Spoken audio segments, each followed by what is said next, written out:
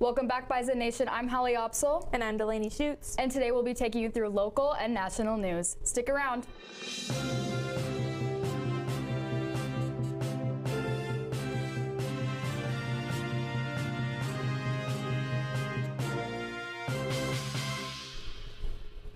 Five candidates took the stage Tuesday night at the historic Fargo Theater for a high-stakes mayoral debate that could shape the city's future.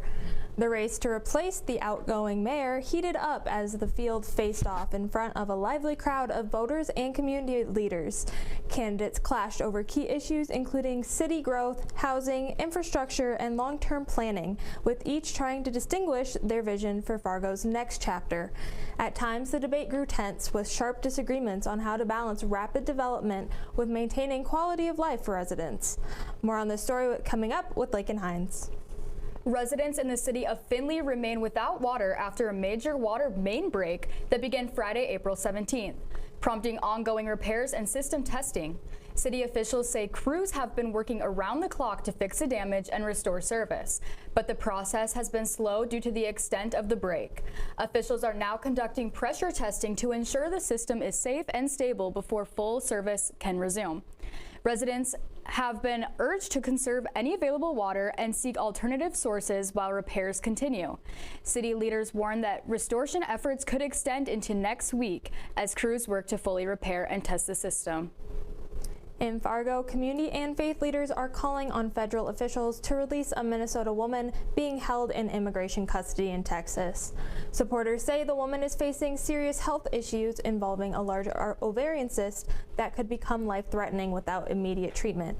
She was detained earlier this year while on her way to work, and advocates believe her condition has since gotten worse. Local leaders who recently met with her during a trip to the border are now speaking out. A press conference is set for Friday morning at the Fargo Public Library, where community members and a healthcare professional plan to address her condition and urge action. The West Fargo Fire Department will join a national tribute honoring fallen firefighters by illuminating all stations in red from April 26th through May 3rd.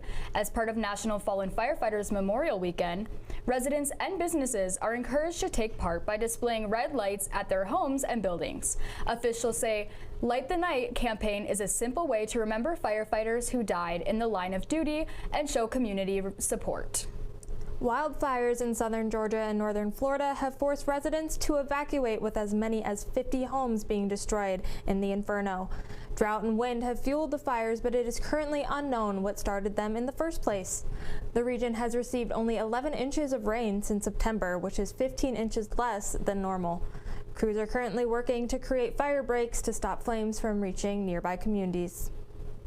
3 ships have been fired on with 2 more seized in the Strait of Hormuz by Iran on Wednesday, intensifying tensions in the region. The conflict continues to impact oil prices worldwide, with barrel prices increasing by 35% since the start of the conflict.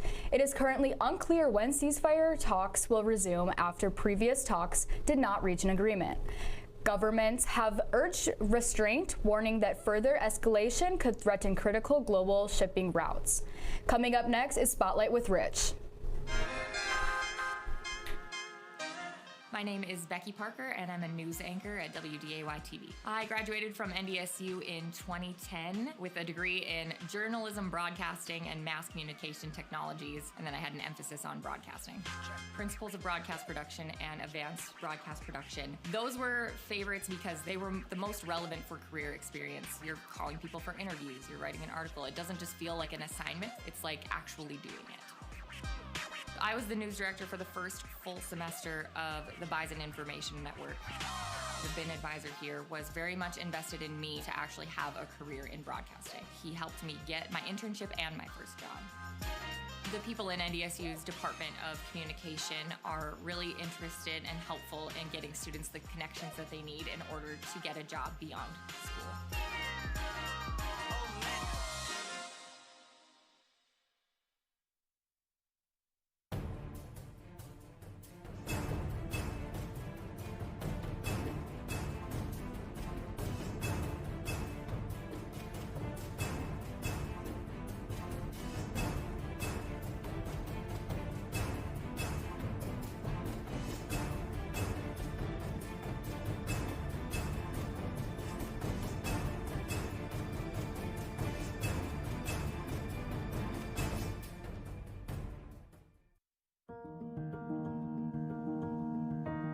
kid deserves to go hungry.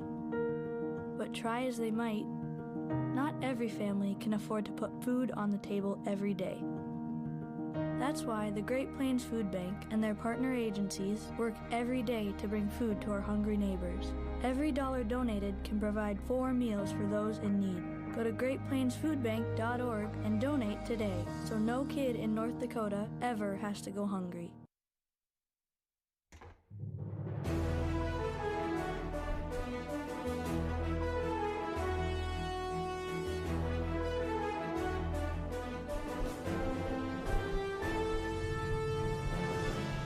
Welcome back, Bison Nation, and welcome back to Bison Spotlight. I'm Rich McConnell, and let's jump into the news. Alan Osmond, eldest brother of the Osmond brothers, died in his home in Orem, Utah on Monday. He was 76. Osmond made a music group in the 70s with his family, known as the Osmonds. Their biggest hit was the song One Bad Apple, which spent 5 weeks on the Billboard Top 100 in 1971. Alan's brother, Donnie Osmond, who's known for playing Joseph in the Broadway musical Joseph and the Amazing Technicolor Dreamcoat in the 90s, shared a post on social media earlier this week sharing memories of his brother. No cause of death has been confirmed yet. Taylor Swift is finding herself in some legal trouble this week after Martin Wade, a Las Vegas showgirl, sued her for copyright infringement over the title of her 2025 concept album, Life of a Showgirl. Wade performs a touring live show called Confessions of a Showgirl, which she says she has been growing as a brand since 2014. Wade's lawyers claim that the album has the same overall commercial impression as the live act. Wade worries that viewers of her show may claim that she is copying Taylor Swift due to the pop star's massive popularity. This lawsuit is meant to act as an injunction to prevent Swift from profiting off the Life of a Showgirl title. Wade is also looking to be rewarded for damages. Swift's team has not commented on the lawsuit. Netflix is now streaming Hulk Hogan, Real American, a documentary about the life of the WWE WrestleMania superstar who died in July 2025. The 4-part docuseries has stories from Hogan's son Nick, Hogan's first wife, former wrestlers Jesse Ventura and Bret Hart, and even President Donald Trump did an interview at the request of Hogan before his death. The documentary covers the highlights of his program, but also the controversies. Hogan, who also filmed an interview for this docuseries before his death, admitted to using steroids and uttering racial slurs, which is covered in the docuseries. This weekend's box office report has some heavy hitters. The Super Mario Galaxy movie and Project Hail Mary are still dominating the top 2 spots, as they have been for the past couple of weeks.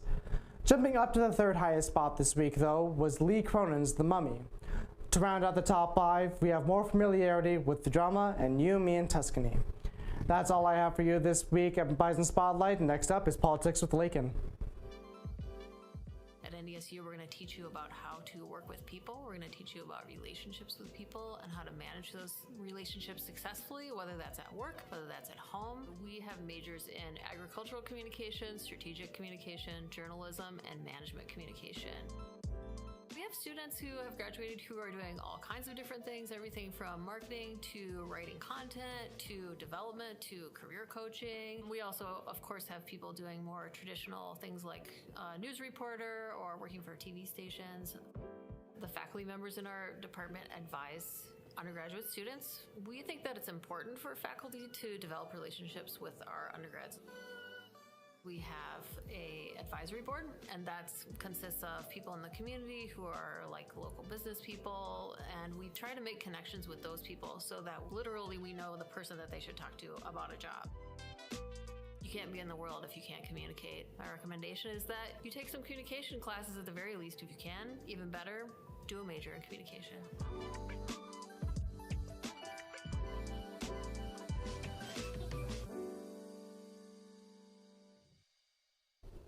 With Bin Politics, I'm Laken Hines. In local politics, yes, I know, Laken is finally mentioning local politics. Fargo held its first mayoral debate for the 2026 election at the Fargo Theater on Tuesday, May 21st. City Commissioners Michelle Turnberg and Dave Pepcorn, Deputy Mayor Denise Kolpak, State Senator Josh Bashi, and Human Rights Commission Chair Sekou Sirleaf are the 5 names on the ballot this year. Each candidate was given 1 minute to respond to each question and 30 seconds to rebuttal if named in another candidate's response. Many topics were covered over the course of the debate, with one of the most frequent and contentious being homelessness. Conservative Fargo City Commissioners Turnberg and Pepcorn argued to cut some of the services that the city offers to the homeless, with Turnberg stating that the primary causes of the homelessness are addiction and mental health problems, and that the city's funds should not be used to cover support services. Sirleaf found himself at odds with the two commissioners, providing examples of homeless nurses and pastors that he knows that have no history of addiction and struggle to find renters that will accept them. Deputy Mayor Kolpak emphasized a deep dive into the city's spending and sustainable revenues that might provide greater property tax relief to residents that need it. State Senator Bashi highlighted the need for collaboration and communication, not just between political parties, as the mayoral seat is nonpartisan, but the entire city of Fargo as well. Other topics featured at the debate included plans for the Fargo Convention Center, sustainable revenue, and the need for more transparency from the mayoral office, something that all the candidates blasted presiding Mayor Tim Mahoney for. Mahoney has reached term limits and will not be on the ballot this year. If you are a Fargo resident, make sure to cast your vote on Tuesday, June 9th. This vote will also include the North Dakota state primary. That is all I have for you today, so stay safe, stay smart, and go vote. Once again, I'm Laken Hines with Bin Politics, and up next is Sports with Bennett. I'm your friend. I'm your coworker. I'm your neighbor. There's no set person that defines who needs help in North Dakota. I play cards with your grandmother every week. Hunger is becoming more and more widespread and more known because there are people standing up and saying, hey, this can't happen. We can't be having this in our state, in our community. I sit next to you in math class. It's proving that they're learning better and they're not coming to school so hungry on Monday morning. We're engaging them and we're helping them learn. I mean, people want to help their fellow citizens, and in this food bank, in this agency, that is exactly what's happening, is people really, truly care. I'm here. I'm here to change the faces. I'm here to change the faces of hunger.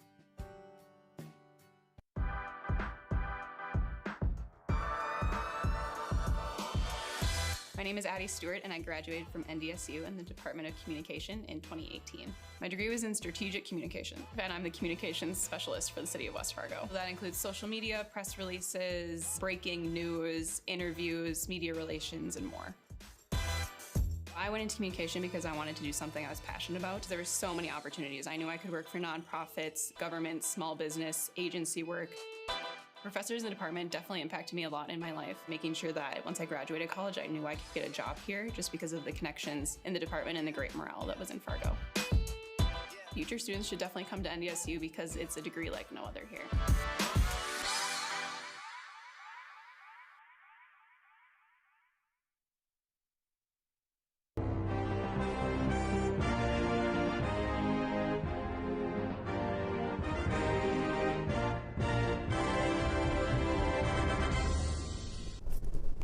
Welcome back to Bison Sports. My name is Bennett.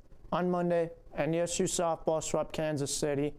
It is the first time NDSU has swept two Summit League opponents since the same season since 2023, which is also the last time the Bison swept Kansas City. Bella Dean continued her hot week at the plate, going 2 for 3 with 3 RBIs to lead the way for the Bison. Taylin Warren joined Dean with 2 hits in a game. Amanya Hanya finished with 2 runs scored. The Bison improved to 23-20 with a record of 7-5 in conference play. You can catch the Bison softball team in action Friday, April 24th against UND at the Hawks. You can catch the game on Midco Sports at 6 p.m. In baseball, the Bison split the doubleheader home opener with Omaha. In the first game, Omaha won 6-5. The Bison came back in the second game to win 6-1. NDSU improves to 6-23 on the year. In game one, the Mavericks plated 6 runs over the first 3 innings, including 4 runs in the third to open up a 6-0 lead after Cardell Dick capped the frame with a 2-run single up the middle. The contest then went scoreless for 2 innings until Dante Smith launched a 2-run homer to cut the lead to 6-2 in the 6th. Colton Becker closed the frame for the Bison with the solo homer to right center to make it 6-3. The Bison went on to add 2 more runs on the sacrifice fly from Smith in the 7th, and Becker scoring on a throwing error in the 8th, but went on to drop the contest 6-5. NDSU totaled 7 hits as a team, with Chase Wormack going 2 for 4 at the plate with 1 RBI, while Smith added 3 RBIs with 1 run and 1 hit. In game 2, Bennett Fritter got the Bison off to a fast start after he sent Wormack home on an RBI groundout to make the score 1-0. In the second, Caden Connor extended the lead to 2-0 in the 4th inning with an RBI single. NDSU then cracked the game open in the 5th after Becker delivered an RBI single. Kyle Law finished the inning with a 3-run homer to increase the edge to 5-0. Omaha got on the board in the 6th inning after Jackson Trout got home on an error to cut the lead to 5-1. Blake Timmons answered for NDSU in the bottom half with an RBI single of his own to stretch the lead to 6-1. Zach Sabo closed out the final 3 innings on the mound to help the Bison secure the 6-1 win. Their next game is at the University of Minnesota against the Gophers. First pitch is at 6:05. At the recent track meet, Ethan Moe shattered the school record in the 1500. He ran 340 to break Travis Fritzke's 2013 NDSU all-time best 342 by nearly 2 seconds. The Bison put up an amazing performance at the recent meets, and they are in action again tonight in Minneapolis at the University of Minnesota. That's all for Bison Sports. Here's Henry with the weather. Hello, NDSU. I am Henry Raddock, your weather report. Thank you, Bennett, for that enlightening sports report. Today we had a high of 86 with a low of 52 with sunny skies pretty much all the day today. Precipitation 10%, humidity 31%, and wind at 17 miles an hour. Now, like always in Fargo, it's not gonna last as we see here. These warm temperatures are just the preview for the summer that's to come, but for now, we got spring temperatures. Tomorrow, 75, low of 36, but then Friday and Saturday, well, we're still having some sun. We drop temperatures into those mid-50s, and this weekend and into next week, it's only going to get worse with Monday with showers and 48 degrees. So don't put away your coats and warm blankets just yet. We only got a little bit there before we're finally into summer.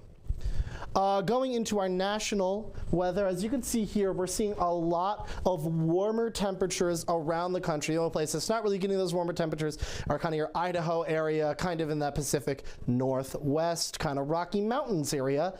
Everywhere else is getting a lot of warm temperatures, which is pretty seasonal for this time of year. Going into tonight's forecast, the temperatures tonight should drop but not get too cold. As you can see in Minot, 50, International Falls, 58, Minneapolis is getting 63, and a lot of other places around the country are seeing those warmer temperatures, kind of in that American South, into the Appalachians and Great Plains, kind of south of Lake Michigan. Well, that is all the weather I have for you for this week. Thank you so much, Bison Information Network fans. And like always, roll herd and go Bison. Have for you this week at the Bison Information Network. As always, thank you for watching. I'm Bennett. Roll herd.